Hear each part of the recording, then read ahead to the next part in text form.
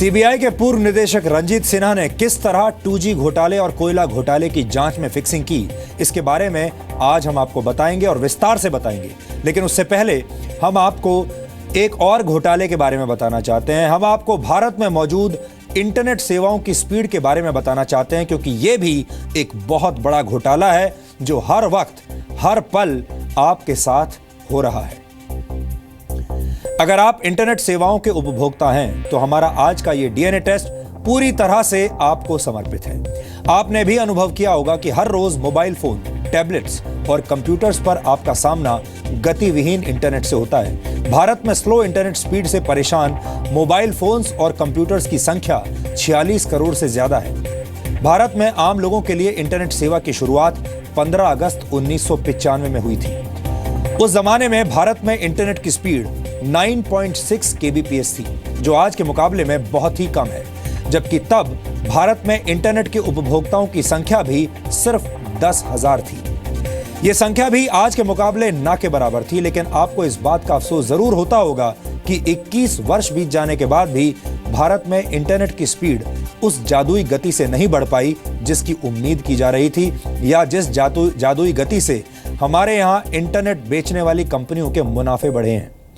Internet की गति को प्रति सेकंड के हिसाब से मापा जाता है। इस हिसाब से देखें तो भारत के लोगों को हर सेकंड हाई स्पीड इंटरनेट के नाम पर सिर्फ और सिर्फ धोखा मिलता है, जबकि इंटरनेट सेवाएं देने वाली टेलीकॉम कंपनियां मुनाफे के बड़े बड़े ऊंचे ऊंचे टावर्स पर बैठी हैं और ग्राहकों को सुस्त और अटक अटक कर चलने वाला इंटरनेट कनेक्शन महंगे दामों में बेच रही हैं।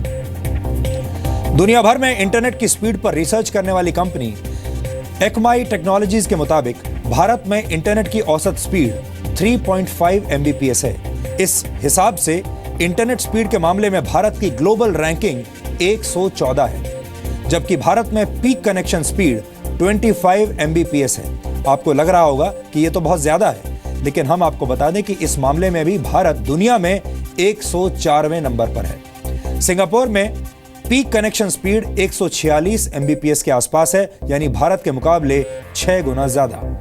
बेहतर इंटरनेट स्पीड के मामले में श्रीलंका, मलेशिया, इंडोनेशिया और वियतनाम जैसे देश भी भारत से काफी आगे हैं। भारत में मोबाइल फोन सब्सक्राइबर्स की संख्या 100 करोड़ से ज्यादा है। अगर इन कनेक्शंस को भारत की आबादी में बराबरी से बांट दिया जाए तो आप कह सकते हैं कि भारत की करीब 80% आबादी के पास मोबाइल फोन कनेक्शन है।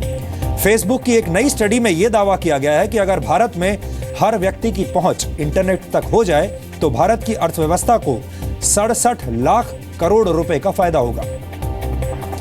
इस स्टडी के मुताबिक भारत में इस वक्त करीब 46 करोड़ लोगों की पहुंच इंटरनेट तक है और इनमें से करीब 37 करोड़ लोग मोबाइल फोन पर इंटरनेट का इस्तेमाल करते हैं। स्टडी में कहा गया है कि अगर मोबाइल फोन कंपनियां डेटा प्लान्स के दामों में 66% की कटौती कर दें, 66% की कटौती कर दें, तो भारत के हर 5 में से 4 व्यक्ति इंटरनेट का इस्तेमाल कर पाएंगे। यानी 100 रुपए का डेटा प्लान 34 रुपए में मिलने से भारत के 80% लोग इंटरनेट से जुड़ जाएंगे। रिपोर्ट में कहा गया है कि भारत में 70% मोबाइल फोन उपभोक्ता 2G नेटवर्क का इस्तेमाल करते हैं। स्टडी में यह भी पता लगा कि कंपनियों के लिए 2G नेटवर्क पर सेवाएं देना अब फायदे का सौदा नहीं रहा। टेलीकॉम कंपनियों को सबसे ज्यादा कमाई 3G या 4G नेटवर्क पर इस्तेमाल होने वाले डेटा से होती है और इसीलिए ये टेलीकॉम कंपनियां आप पर जोर डालती हैं कि आप 3G या 4G सेवाओं को ही खरीदें। एक अनुमान के मुताबिक मोबाइल फोन पर इंटरनेट इस्तेमाल करने वाले 37 करोड़ लोगों में से करीब 12 करोड़ लोग 3G और 4G सेवाओं का इस्तेमाल करते हैं। वर्ष 2018 तक ये आंकड़ा बढ़कर 30 करोड़ हो जाएगा, जिनमें से 9 करोड़ लोग 4G सेवाओं का इस्तेमाल कर रहे होंगे। लेकिन सबसे बड़ी परेशानी और दिक्कत यह है कि 3G और 4G का सबसे बड़ा मार्केट बन जाने के बाद भी भारत में हाई स्पीड इंटरनेट के दर्शन दुर्लभ हैं। मोबाइल फोन पर स्लो इंटरनेट की समस्या से बचने के लिए कई लोग अपने घरों में ब्रॉडबैंड सर्विस का इस्तेमाल करते हैं, लेकिन आपको जानकर हैरानी होगी कि विकसित देशों से तुलना करें तो भारत में ब्रॉडबैंड जैसी कोई चीज है ही नहीं। अमेरिका के फेडरल कम्युनिकेशंस कमीशन ने ब्रॉडबैंड के लिए 25 Mbps की स्पीड का बेंचमार्क तय किया है, जबकि भारत में 512 kbps की स्पीड को ब्रॉडबैंड का बेंचमार्क माना जाता है। यानी भारत के करीब 8 करोड़ ब्रॉडबैंड उपभोक्ताओं को अमेरिका के मुकाबले 50 गुना कम इंटरनेट स्पीड मिल रही है, और वो भी ब्रॉडबैंड के नाम पर। अब आप समझ गए होंगे कि टेलीकॉम सेक्टर की कंपनियां किस तरह सिर्फ मार्केटिंग के दम पर पूरे देश को बिना स्पीड वाली 4G और ब्रॉडबैंड सेवाएं बेचने की कोशिश कर रही हैं। यानी आपको जो सेवाएं ब्रॉडबैंड का नाम देकर दी जा रही हैं, असल में वो ब्रॉडबैंड है ही नहीं। और ये सब आपकी आंखों के सामने हो रहा है, और सबसे बड़ी परेशानी यह है कि इसमें कोई कुछ नहीं कर पा रहा। इसलिए हमने भारत के 46 करोड़ लोगों के साथ हर सेकंड हो रहे इंटरनेट स्पीड घोटाले पर आज एक डीएनए टेस्ट किया है, जो आपको समर्पित है। हमारा मानना है कि जब तक भारत में इंटरनेट स्पीड को गंभीरता से नहीं लिया जाएगा, तब तक भारत विकास के बफरिंग मोड से बाहर नहीं आ पाएगा। पैसे देकर अच्छी इंटरनेट स्पीड हासिल करना इंटरनेट उपभोक्ताओं का बुनियादी हक है, उनका अधिकार है, और हम सबको मिलकर इसके लिए आवाज उठानी होगी।